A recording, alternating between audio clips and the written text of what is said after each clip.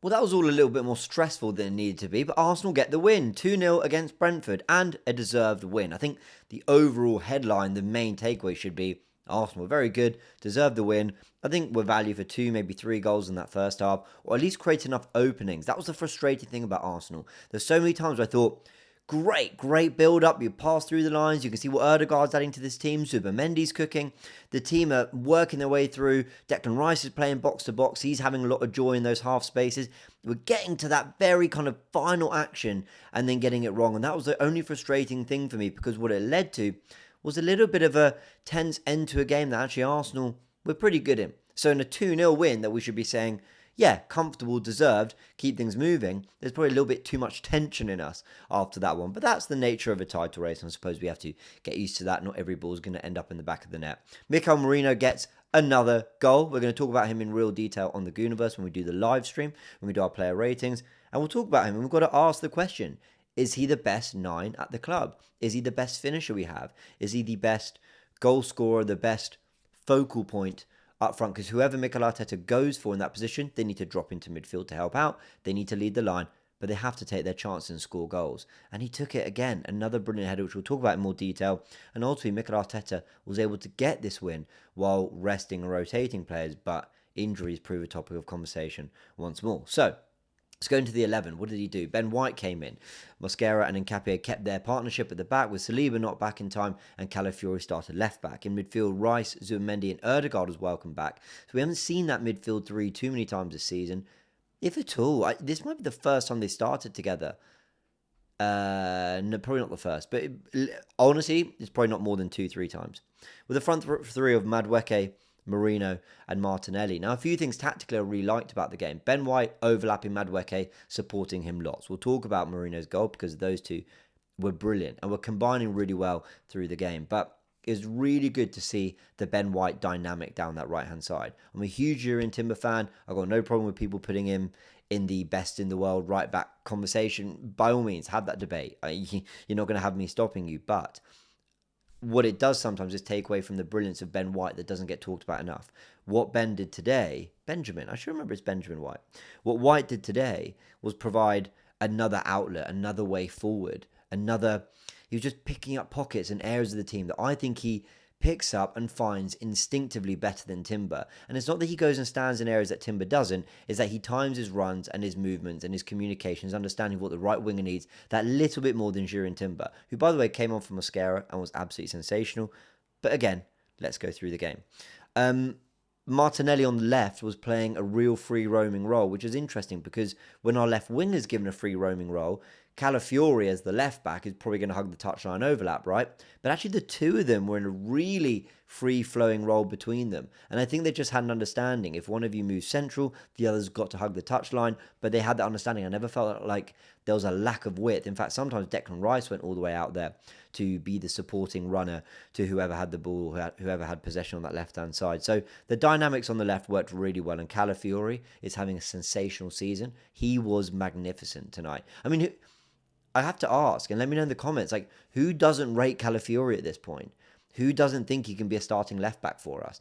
By the way, I've said only recently on the Cannon podcast, I said that I still think I slightly prefer him as a centre back, but that's mainly defensively.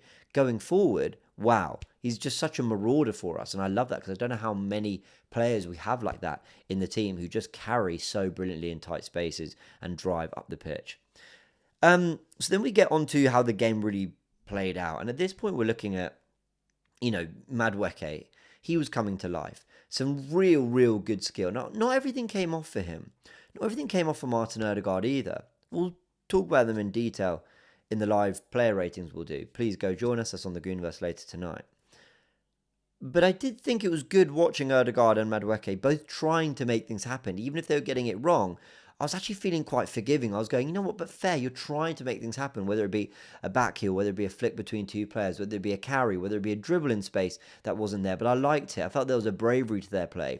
Not everything came off, cool. But there was a lot I really liked about their performances. Madueke, I think, slightly edged Erdegaard, but Erdegaard got better and better as the game went on. And started to pick out some really lovely passes. I mean, he just got a full 90 under his belt, which just speaks to the fitness of this guy, to be able to keep having these injuries, get thrown back in, get one or two appearance, not even get one appearance off the bench in another game, and then suddenly he's ready to start and play a full 90. Did against Olympiacos, and he's done it again here in a win against Brentford.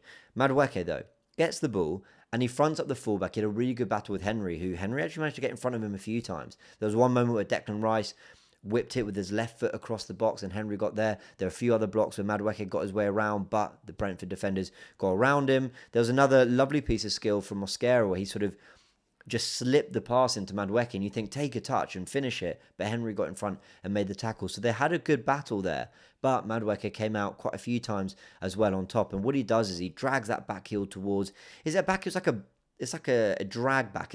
Drag back's probably the better way to put it. He's got the ball on his left foot. He's fronting up the fullback. Ben White makes the overlap, and he just, with Ben White behind him, rolls it into his feet brilliantly. And Ben White doing what Ben White does, and we just mentioned it a few minutes ago, he can facilitate that right wing in an attacking sense a little bit better than Jurriën Timber can at times. And what he does with that run is whip a lovely ball into the box. It's targeted, it's on purpose, and not all his crossing and shooting came off for him today. But I really like the endeavour he showed. I thought it was a really good performance from him. Whips into the box, and Mikel Merino heads it low into the ground, and Kelleher has no chance. As he, I think, maybe gets a touch to it, but by that point, it's bouncing with too much power and pace into the roof of the net, and Arsenal 1-0 up early in the game. I think we needed an early goal because Brentford were quite stubborn, but we were playing some good football. I think we needed some reward for that good football. With all the changes we'd made, I think we needed that confidence injection, and we got that quite early. Like I said, Declan Rice, a few bursting runs where he whips it in with his left foot. Madueke nearly gets there. There's another effort where he sort of drives at the heart of their defence in kind of the right channel, and there was a moment there that doesn't come off for him. I'm trying to think of other moments, but not many more, if I'm honest. It was a lot of Arsenal looking really good up to a certain point, but maybe not asking as many questions of Kelleher as they should have. Now, in the second half, I actually think we started the second half quite poorly. 10 minutes in, sorry, I didn't mention, Mosquera comes off injured and Timber has to come on at centre-back. Timber was sensational at centre-back. So, second half. I mean, we are... I don't know. I think we're 5 minutes into that second half, and I'm thinking Arsenal. No, do you know what? It's longer. Because I looked at the clock. It was minute 51, 52. So I think Arsenal got to 7-8 minutes in the second half, and I'm thinking you've been pinned in. But the maturity of this Arsenal team, they understand how to just get into a block, see out the threat, see out the danger, recognise that they haven't quite got control of this game at the moment, and then slowly they get on the ball and cook. And this is where I want to talk about Martin Zubimendi, because do you know what? Now, Declan Rice I thought was brilliant today. Ødegaard did some great things. Mikel Merino might well be man of the match because of ultimately the assist for Saka and the goal. But Martin Zubimendi today, I would forgive people for giving him a rating of a 6 out of 10, right? But I would be honestly championing an 8 or 9 because I just felt that everything ran through him. His first touch, his defensive awareness, his winning of duels, his ability to just receive it in tight spaces and bail Arsenal out, whether it be out of a Brentford press, whether it be just calming the game down. He just had a silk and class to everything he did. I thought Martin Zubimendi was absolutely sensational. And if it weren't for Merino getting basically the goal and the assist that wins us the game, I'm really sitting here going, I don't know if there's a better player on the pitch. And he did it so gracefully, so calmly. It never looked like he got out of third gear, but that's what makes him so impressive, Martin Zubimendi. And I really want to shout him out in this match reaction because I think we're in danger of talking about Declan Rice to a certain level. Eze will have moments in the final third. Ødegaard, we know, is our captain. When he's at our best, he can be brilliant. And then there's debates about, Rodri when he's back fit, or Caicedo's been talked about. And Martin Zubimendi is one of, if not the best number 6 in world football. And some people will laugh at me, but the best is probably too far, but certainly one of. And I think there's a reason Rodri said, in glowing terms, I left him the keys to the team, the Spanish team. There's a reason Man City wanted to sign him, Real Madrid, Bayern Munich, Liverpool. So many teams wanted to sign Martin Zubimendi, and it is a privilege that we were able to pick him up. And fair play to Arteta and whoever was involved in making that deal happen, because he's an absolutely sensational player. But when we're talking about the best 6s in the world, and people are talking, they kind of throw Declan Rice in there because he's a tackling midfield, right? Can do that side of the game.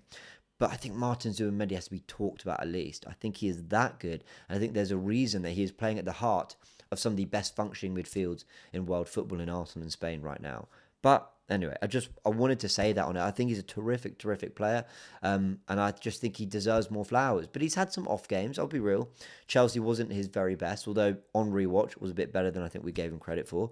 But against Bayern and Spurs again showed his quality, and I love this role he's being given to get forward a little bit more. But today he didn't really do that. He recognised that the game needed him to just operate defensively, operate in front of the back four, and keep it moving. And I really enjoyed that from him. We get the second goal when Bukayo Saka comes on. So Saka, Eze, Gyökeres all come on, but it was Saka and Eze at the same time. Gyökeres a little later. And Merino slips a lovely ball to Saka, whose shot basically Saka's through on goal, but he cuts back so the defenders end up in front of the goal, but he does enough to kind of lift it over Kelleher, gets a touch. Goal line technology confirms it as 2-0. But before that, there was a shot from Declan Rice that was saved from Kelleher. Mikel Merino on the follow-up puts it behind. There's a shot from Calafiori who did brilliantly to drag it onto his right foot. That's saved before Saka puts it wide. And actually, I was getting really frustrated with some of the decision-making in the final third because I thought the likes of Rice, the likes of Calafiori, they were looking better in terms of decision-making than Merino, than Gyökeres, than Saka, than Eze, than Martinelli, than a lot of them. I was thinking, come on, you guys are the forwards. Make it happen. Madueke as well at times. But to be fair, I think it was one of those games where it just slips at key moments and just things just weren't quite falling our way until it did by trickling over the line or bouncing over the line to make it 2-0. Arsenal extend their lead at the top restore their lead to 5 points. If I just check the table right now, Chelsea have pulled one back against Leeds, so we don't know how that's going to end, but it's 2-1. And let's have a look. I just want to have a look at the Premier League table, forgive me. Let's have a look. Yeah, so we're on 33 points. 5 ahead of Man City, 14 games played. That's 10 wins we've now hit for the season with 27 goals scored. I believe that's the second best behind Man City on 32, but with 7 goals conceded. Good to get a clean sheet as well. That was important. Villa, though, have just won at Brighton, and Chelsea, we'll see what they do. But at the moment, they're losing at Leeds. I'm not sure the reaction. I might talk about it a little bit on the Goonerverse Live. All right, everyone, I'll leave it there. That's my match reaction. Those are my thoughts. Ultimately, a good win. Like a good win that I think if we were 2-0 up by the 55th minute, we'd feel really comfortable about because it took a late winner, a late goal to seal it, let's say. We're maybe not feeling quite as bored as we should. But I think we played well. I think there was a lot of encouragement, especially with the rotation in there. So there we go. Let me know your thoughts in the comment section below. That's my match reaction. I'll be back on the Goonerverse with a live stream. Hit the like button if you enjoyed it. Subscribe if you haven't, so you're kept up to date with everything you do. And I'll catch you all in a bit.